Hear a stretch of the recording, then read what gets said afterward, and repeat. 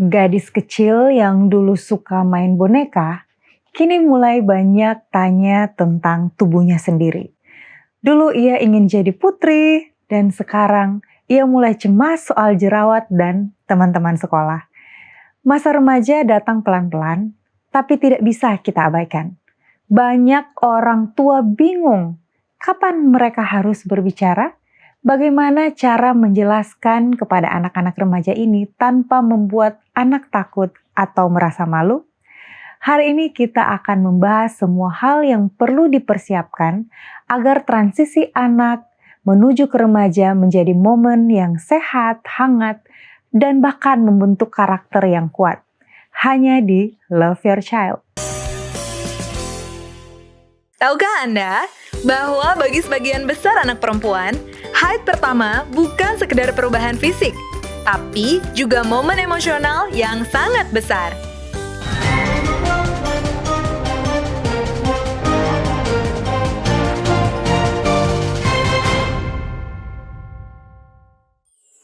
Di usia 9 hingga 13 tahun, banyak gadis kecil mengalami menstruasi pertamanya.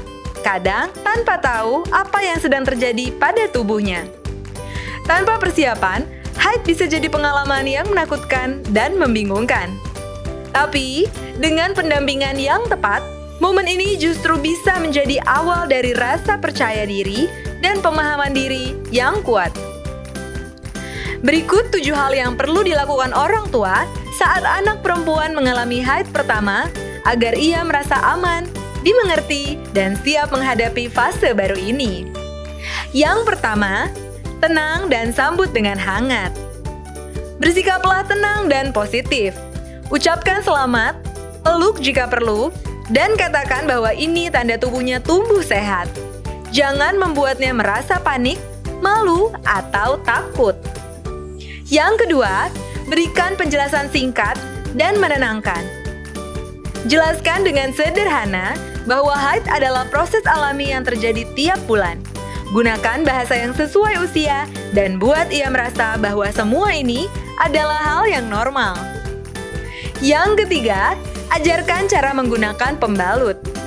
Tunjukkan cara memasang, mengganti, dan membuang pembalut dengan benar.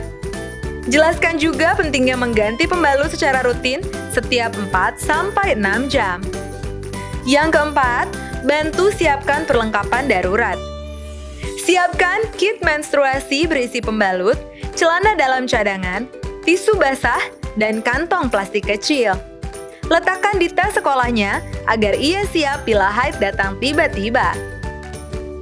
Yang kelima, ajarkan cara menjaga kebersihan tubuh.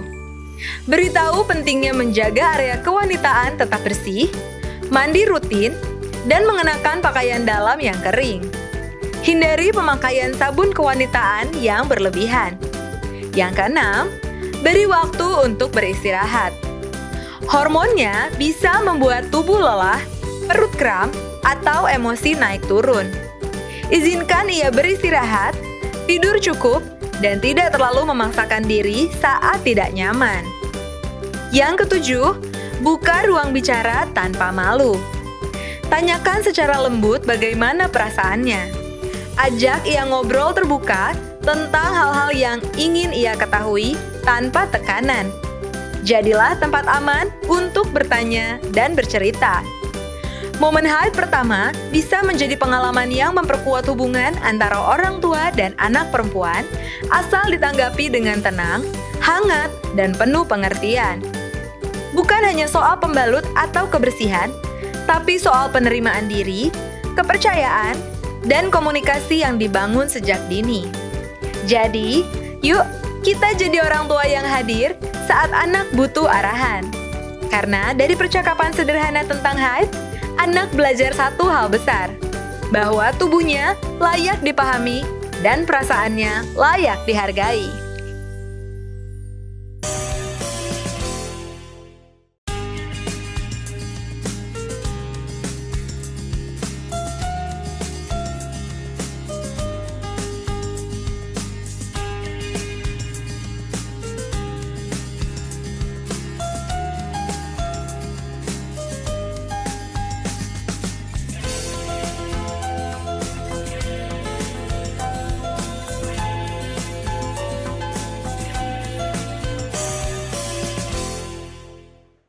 Halo ayah dan bunda dan para pemirsa Hope Channel Indonesia dimanapun Anda berada. Apa kabar Anda dan apa kabar anak-anak Anda? Senang sekali kembali bersama saya Jelly Lucas hadir di hadapan Anda dalam program Love Your Child. Satu program yang mengajak kita untuk mendidik, untuk mengasihi anak kita, menjadikan mereka generasi yang lebih baik. Topik pada episode kali ini adalah mempersiapkan gadis kecilku menyongsong masa remaja. Dan untuk membahas topik ini sudah hadir di studio Love Your Child narasumber kita yang merupakan seorang psikolog dan praktisi dalam bidang pendidikan, yaitu Ibu Helena Valentina, MPSI Psikolog. Halo Ibu Helena. Halo Bu Jelly. Apa kabar hari ini Ibu Helena? Baik Bu Jelly. Baik ya. Tentu saja kita hari ini menarik ya, karena topiknya kayaknya yang ditawarkan kepada saya tuh tentang remaja ya. Iya betul sekali. Remaja itu masa yang penuh dengan sukacita dan romantika.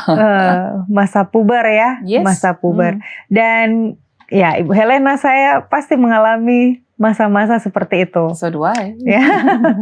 Jadi nih Bu Helena, kadang kan yang menjadi concern orang tua adalah mungkin dulu kita anak-anak mengalami begitu saja seperti itu. Tapi di sini bagaimana penting bagi orang tua untuk mempersiapkan anak mereka ke masa ini. Nah, kira-kira itu gimana Bu Helena? Iya, kenapa kita suruh persiapkan sama sih seperti kita misalnya mau bawa anak-anak untuk memasuki area bermain yang menegangkan, pasti kan dikasih dong instruksi-instruksinya kan. Ya kan, kayak misalnya kita nih akan naik kita menggunakan flying fox, tolong kalian siap-siap ya, nah, gitu kan. Harus menggunakan alat pengaman seperti ini. Nanti kalau di tengah jalan tiba-tiba kita seperti meluncur, tenang aja ya. Itu kan kalau dipersiapkan akan lebih mudah buat kita menahan rasa takut ketika ada di tengah-tengah misalnya, atau kita mau naik pesawat terbang, kan pasti kasih instruksi. Kita nanti begini ya, ada pintu dan sebagainya. Sehingga waktu naik pesawat, udah tahu seandainya ada apa-apa harus bagaimana gitu. Nah, demikian juga dengan masa remaja ini, karena memang sih masa remaja katanya masalah yang paling indah ya. Betul karena sekali. Disitulah anak kita mulai bisa jatuh cinta, ya kan, tertarik dengan lawan jenis. Kayak Bu Jelly takutnya. Iya betul sekali. Aku lagi memikirkan situ, Ibu Helena udah bisa membaca ya. Iya, itu normal. Jadi justru kalau nggak jatuh cinta nggak normal Bu Jelly. Oke, baik.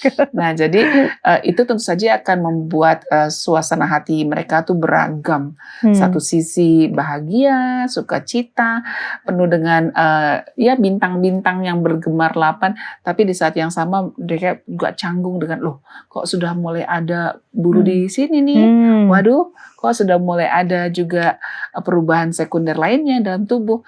Demikian juga yang perempuan. Nah, memang kalau dibilang mana lebih banyak perubahannya, sama sih, tapi perempuan tentu saja akan lebih lebih banyak ada tantangannya karena juga ada masa menstruasi yang mungkin akan sedikit merepotkan buat mereka dan membuat mereka lebih canggung gitu kan, dan menggunakan pakaian yang mungkin ada tambahannya seperti bra gitu ya. Sehingga membuat mereka juga malu-malu. Kadang-kadang saya lihat anak-anak yang sudah mulai remaja ini membungkuk begini, menutupi dadanya. Karena ada perubahan gitu. ya. Iya, dia takut terlihat oleh temannya. Padahal itu suatu hal yang biasa. Berbeda dengan anak-anak yang nampaknya sudah disiapkan oleh orang tuanya. Dia tegak aja begini, santai pede gitu. Ya dia. Tapi kalau anak-anak yang mungkin di rumahnya kurang mendapatkan bimbingan, biasanya akan canggung dan jadi pemalu ya. Memang sih pemalu itu adalah karakter. Jadi ada yang impulsif, ada yang pemalu, ada yang kreatif, macam-macam ya. Tapi kita perlu siapkan anak-anak ini apapun kepribadiannya, mereka siap dan mereka percaya diri untuk menghadapi perubahan-perubahan di masa remaja yang panjang loh. Panjang loh itu. Panjang ya. Ya kan, antara umur 11, 12 sampai nanti di usia akhir remaja ya, seperti 19, 20 seperti itu. Oke Bu Helena, sebenarnya itu yang jadi tantangan utama untuk anak yang memasuki usia puber atau apalagi ini perempuan ya, itu apa sih, mungkin ada tantangan secara fisik atau mungkin tantangan secara emosional nih Bu Helena? Iya, jadi memang kan karena ada perubahan hormon di situ, ada perubahan fisik dan juga tentu saja psikologis juga ikut berkembang, di mana dia sedang dipersiapkan oleh Tuhan lah ya, oleh oleh dirinya juga untuk memasuki masa dewasa. Sehingga memang mereka sudah mulai pingin disebut sebagai anak yang bisa mengambil keputusan sendiri gitu kan, dan juga bisa diterima oleh peer groupnya, oleh teman-teman sebayanya, seumurannya gitu. Dan mereka mulai menjauhi orang tua nih gitu kan, mulai menjauhi orang tua. Kayaknya orang tua menjadi sesuatu yang bisa menjadi sahabat, tapi kalau nyerang-nyerang terus akan menjadi musuh nih gitu kan. Makanya kita menjadi apa nih Bapak Ibu? Tentu saja kita menjadi sahabat ya. Jadi sebaiknya tetap jalin komunikasi yang terbuka seperti yang berulang-ulang saya sampaikan. Sehingga walaupun mereka punya ketertarikan tinggi untuk bergaul dekat dengan teman-teman sebayanya, tapi orang tua tetap menjadi sahabatnya. Nah seperti itu. Jadi kita perlu sampaikan ketika dia sudah mulai menjelang puber, sebaiknya sudah mulai dijelaskan, nanti kamu akan memasuki puber loh nak, gitu. Nah, apa yang akan terjadi? Boleh cerita. Kita boleh buka dari Google kah, dari buku atau apa untuk memperjelas pada dia tentang ini loh ya perubahan yang akan terjadi. Mungkin mereka bilang, ih mah, kok kayak gitu mah? Iya. Itu reaksi saya dulu juga begitu. Iya. Nah, sekaligus juga perlengkapan yang dibutuhkan ketika menghadapi masa-masa remaja itu. Baik Bu Helena, jadi ini yang paling penting instruksi ya, seperti yang Ibu Helena bilang tadi, kalau kita mau pembekalan. Jadi mereka juga saat menghadapi pubertas ini mereka siap, jauh lebih siap ketimbang tidak ada pembekalan sama sekali ya. Oke, baik. Pemirsa tetaplah bersama kami, kita masih akan tetap membahasnya hanya di Love Your Child.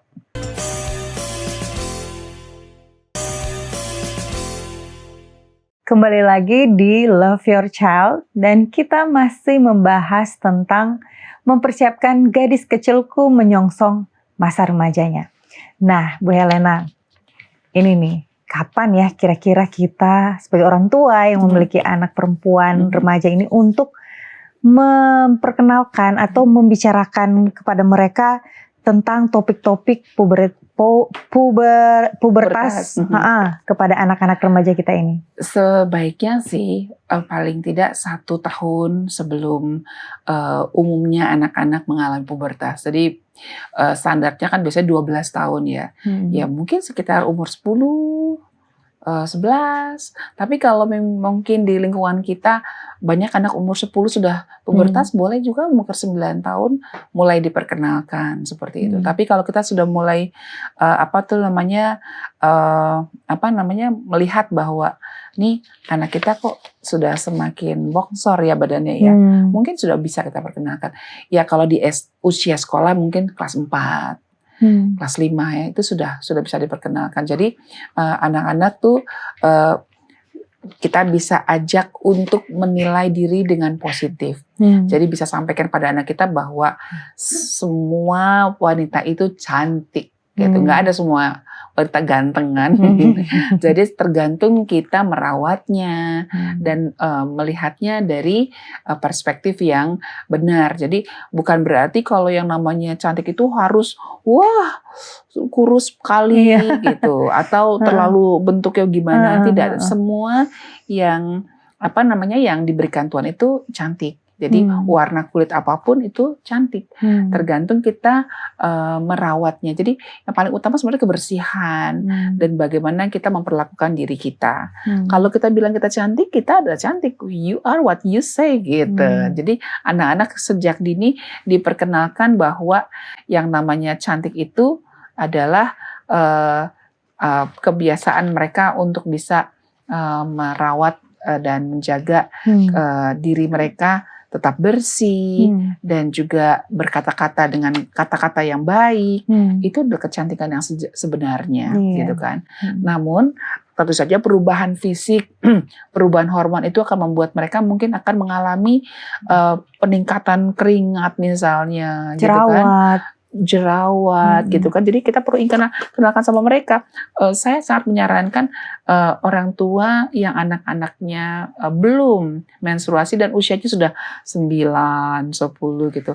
Sudah dipersiapkan itu toolsnya. Dikasih tasnya seperti ini atau tas kantong yang bagus lah ya, kantong yang seperti dompet begitu.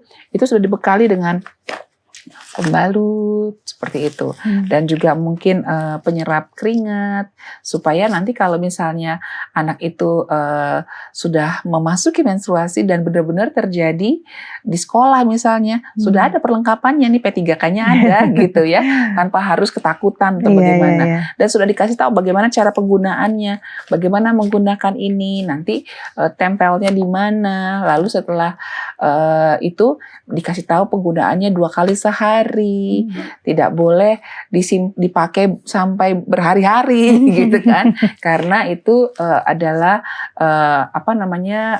sampah yang harus dibuang, ya kan, dan cara membuangnya juga harus seperti apa, diajari Bapak Ibu, sehingga anak-anak ini betul-betul siap gitu menghadapinya. Dan ketika misalnya kamu ngerasa, oh kok kulitku banyak minyak-minyak gitu sih Mam, aku harus bagaimana? Nah kamu siapkan kertas nak, nih ini kertas buat menyerap keringat di wajah kamu sehingga mencegah jerawat seperti itu. Diajarin seperti ini sehingga anak-anak itu akan merasa bahwa mamanya benar-benar peduli dengan dia.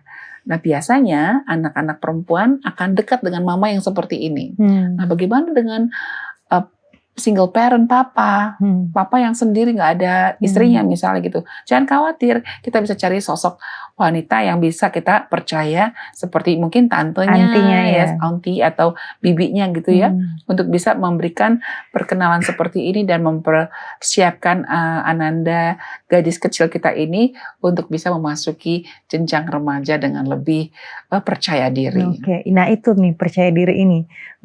Jadi bagaimana kita, kadang kan ada anak yang memasuki masa puber ini, dia ada seperti yang kita sudah bahas tadi ya, bagian-bagian yang sudah bertumbuh dan lain sebagainya. Dan dia cenderung tidak percaya diri nih. Apalagi kalau teman-temannya belum dia sendiri. Karena gitu. Kan berbeda-beda ya. Iya, tiap orang. Milestone-nya beda-beda. Iya, jadi beda-beda. Jadi bagaimana nih orang tua menyikapi supaya anak ini bisa percaya diri, tumbuh dalam dirinya. Iya, jadi orang tua jangan sampai ikut-ikutan untuk bilang, ih aneh, kok kamu udah cepet banget sih gedenya, itulah kebanyakan makan ayam sih gitu kan. Kalau tambah tekanan dia semakin besar ya. Jadi yang kita perlukan adalah, aduh anak mami sudah semakin dewasa ya, sudah mau calon mahasiswa nih gitu kan, cantik sekali anak mami. Jadi apresiasi dari orang tua akan membuat dia teguh berdiri. Walaupun kanan kiri mungkin ada yang menggoda-goda atau mungkin ada yang ya sedikit membuli begitu, dia akan lebih tegas. Mam, tapi aku paling gede loh Mam di rumah. Itu memang ada tipe manusia yang bertumbuh, ada tipe blower, ada tipe satu lagi tuh jadi yang cepat besar tapi nanti dia akan berhenti. Ada juga yang lambat tapi nanti tinggi juga, sama aja nak gitu. Jadi memang sama seperti pohon, ada kan yang bibit tuh langsung tinggi tuh pohon cabai tapi sudah selesai dia. Ada juga yang lama sekali tumbuhnya tapi dia tinggi juga nanti. Jadi itu adalah keunikan, sama seperti makhluk hidup yang lain, unik semuanya. Kamu sama mama juga beda kan, tinggi kita juga beda gitu kan. Tapi yang pasti kamu luar biasa loh. Tuhan sudah berikan kecantikan loh buat kamu. Itu perlu disampaikan. Rambut kamu bagus, segalanya dikasih detail gitu. Apa yang kita hargai dari dia. Nah, jadi kalau Ibu Helena bilang tadi kan, ya untuk anak perempuan itu lebih nyaman dia bercerita sama mamanya ya. Nah, mama yang peduli ya? Iya, mama yang peduli, yang seperti ini, yang mempersiapkan, yang melakukan pembekalan lah kepada anak remajanya. Dan untuk membangun komunikasi terbuka tentu saja dia akan sama mamanya kan, seperti itu. Nah, jadi bagaimana cara membangun komunikasi yang terbuka ini, Bu Helena, agar supaya anak ini dia akan cerita sampai ke hal-hal yang pribadi tentang pertumbuhannya. Ini yang menjadi masalah. Sering sekali saya mendapat laporan dari klien saya bahwa, aduh, dulu waktu dia masih umur segini, umur 12 masih bisa loh aku ngomong enak sama dia. Sekarang 16 tahun, sebel banget deh gitu kan misalnya. Ini makin berontak segala macam. Nah, biasanya berontak itu adalah sesuatu yang sama seperti anak yang umur 2-4 tahun tuh jadi suka berbohong gitu ya. Nah, ini juga seperti itu. Kenapa? Mereka akan memberontak ketika apa yang diinginkan berbeda dengan yang diinginkan mamanya. Dia pengen pakai baju warnanya ngejreng. Mamanya bilang, no gitu itu kan. Itu bukan selera mama. Ya.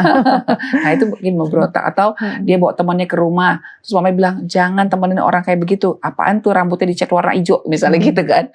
Terus, nah itu akan membuat anak dia berontak. Padahal dia merasa nyaman dengan temannya. Pasti ada alasan kenapa dia mau gaul dengan teman-temannya ini.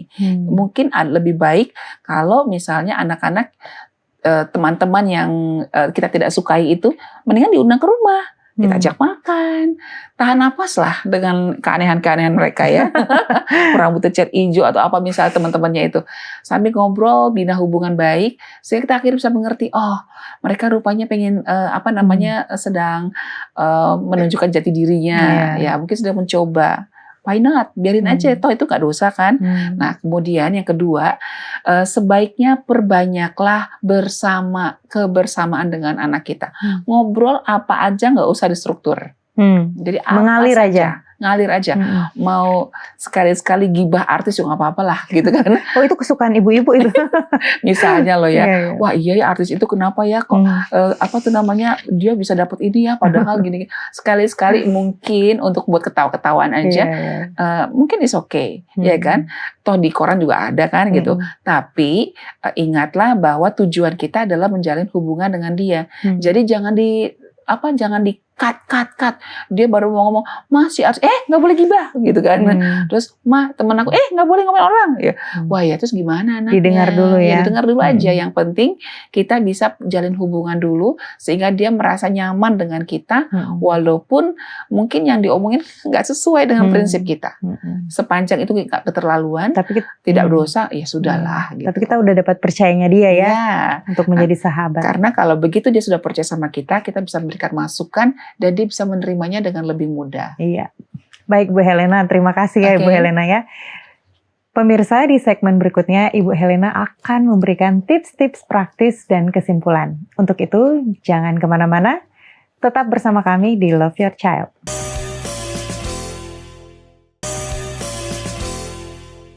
Kembali lagi kita di Love Your Child, dan saat ini kita akan mendengarkan tips-tips dari Ibu Helena.